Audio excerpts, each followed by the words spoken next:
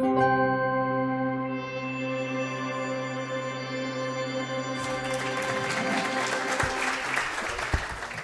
tout le monde, monsieur le ministre, monsieur le secrétaire exécutif, monsieur le recteur, honorables invités.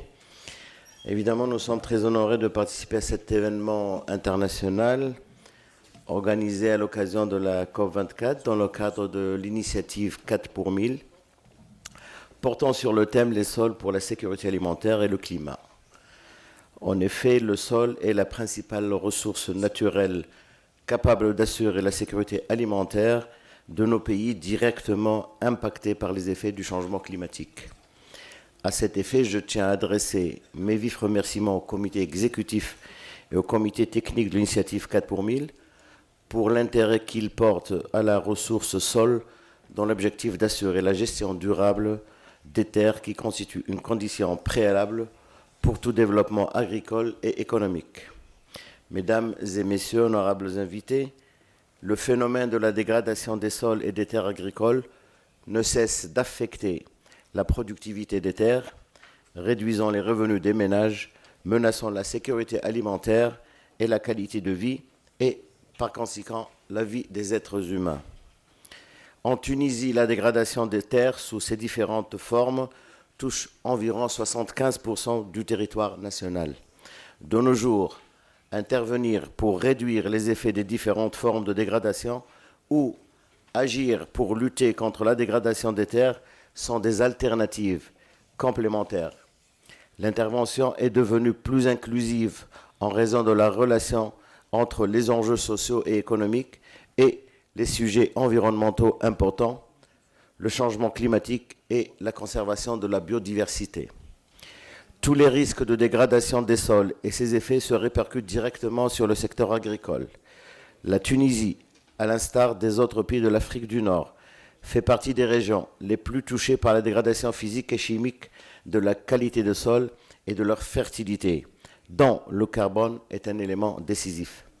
Le potentiel de terre est équivalent à 10,2 millions d'hectares en termes de superficie, dont 5,2 millions d'hectares labourables. 92% de cette superficie agricole labourable est conduite en pluvial et 94% de la surface du pays est soumise à l'aridité. Avec des sols très peu fertiles, fortement pauvres en matière organique, moins de 1%. Conscient de l'importance de développer une vision à long terme, nous avons opté pour l'élaboration d'une stratégie nationale que nous avons intitulée « Des territoires ruraux prospères » et ont appuyé leur développement sur une agriculture productive, gérant durablement les ressources naturelles et résilientes au changement climatique, établie grâce à des pratiques de CES orientées vers la production et mises en œuvre et partagées par les agriculteurs. L'objectif étant la gestion participative et durable des ressources naturelles en vue du développement des territoires ruraux réputés vulnérables. Les principales composantes de notre stratégie sont la conservation et la valorisation des sols à vocation agricole à travers le soutien à l'agriculture pluviale, la valorisation des lacs collinaires exploitables en agriculture et l'aménagement foncier conjugué aux actions de CES. La mobilisation des ressources en eau complémentaires au niveau des nappes d'accompagnement en favorisant la rétention d'eau sur les terres agricoles et en créant des points d'eau et des citernes. L'action au profit de la biomasse et la biodiversité par la contribution à l'augmentation de la ressource fourragère. La gestion durable des ressources naturelles, eau et sol, l'amélioration de la fertilité des sols et le développement de l'agroécologie. Nous espérons qu'à travers ce programme ambitieux, la gouvernance de nos ressources en sol et terres agricoles sera améliorée et que de nouveaux systèmes d'exploitation intelligents permettraient de mettre en place les bases de la transition agroécologique, intégrant la promotion d'une agriculture pluviale, efficiente et résiliente, contribuant ainsi à la sécurité alimentaire et au développement durable des territoires. Mesdames et messieurs, honorable assistance, l'ambition serait donc de développer des systèmes efficients, couplant gestion de l'eau et fertilité du sol. Ceci passe par la production des connaissances et l'échange d'expériences avec l'appui de nos partenaires techniques et financiers. Les défis sont donc 2. Renforcer la capacité du pays à contrer significativement la baisse des rendements de production des cultures domestiques stratégiques, blé et olives notamment. De maintenir les terres agricoles en état de production, produire plus et mieux dans un contexte fortement contraint. De développer l'ingénierie agroalimentaire et écologique pour faciliter la transition en anticipant les effets des changements climatiques. De préparer la transition territoriale de la prise de décision sur la gestion des ressources naturelles, eau, sol et biodiversité dans un contexte de décentralisation.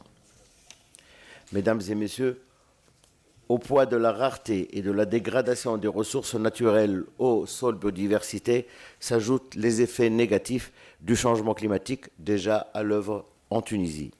À cet effet, la Tunisie n'a pas mis de temps pour adhérer à l'initiative 4 pour 1000, lancée par nos partenaires français lors de la COP21. Cette initiative constitue un cadre qui nous permet d'agir pour fixer plus de carbone dans le sol et diminuer les dégagements des gaz à effet de serre. Nous espérons que nos efforts seront réunis au profit des terres agricoles pour réduire les risques d'insécurité alimentaire. L'apport des différents partenaires techniques et financiers de la recherche des expériences réussies, des techniques ancestrales réussies, est crucial pour mettre à l'œuvre notre vision stratégique de l'aménagement et de la conservation des terres agricoles, ainsi que nos stratégies nationales d'adaptation au changement climatique. Et dans ce sens, la démocratie participative qui caractérise la nouvelle Tunisie, ainsi que la mise en place progressive des bases de gouvernance locale seront les garants de notre réussite. Je vous remercie pour votre attention. Merci.